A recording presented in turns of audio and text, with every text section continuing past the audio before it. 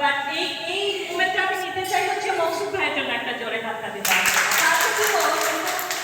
সে অনেক কষ্ট করেছে, সে অনেক ব্যস্ত, তারপরে যে আমাদেরকে 3 দিন সময় দিল এবং সে অত্যন্ত পরিশ্রম করেছে এবং সে খুবই ভালো ট্রেনার। এবং তাকে আমাদের সবার পক্ষ থেকে একটা দাঁড়িয়ে একটা আপনাদের সাথে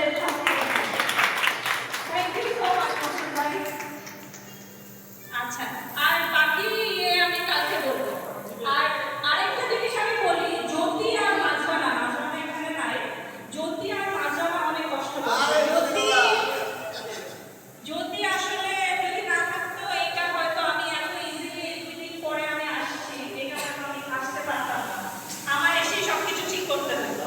কিন্তু জ্যোতি ছিল বলে আমি রিল্যাক্সে, আমার আরেকটা ট্রেনিং ছিল, সেই ট্রেনিং এর কাজ শেষ করে আমি আপনাদের সাথে জয়েন করতে পারছি।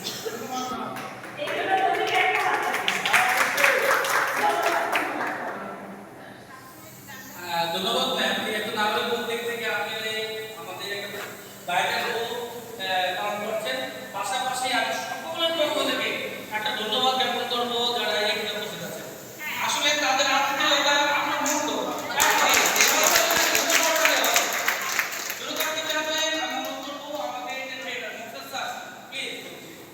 স্যার। আসলে একটা জিনিস যখন স্যারকে দেখেছি আমরা তখনই বুঝতে পারছি যে আসলে একটা কথা আছে না, দিব্যা